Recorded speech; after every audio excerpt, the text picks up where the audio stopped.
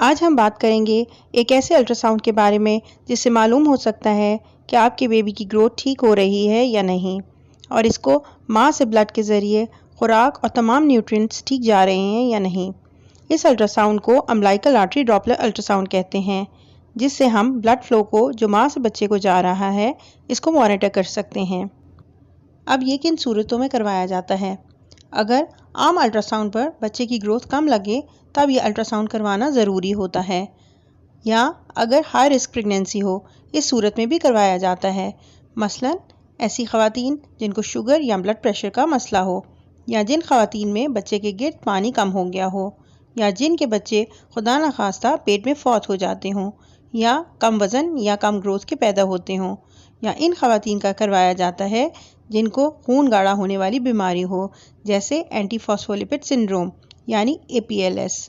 या जिन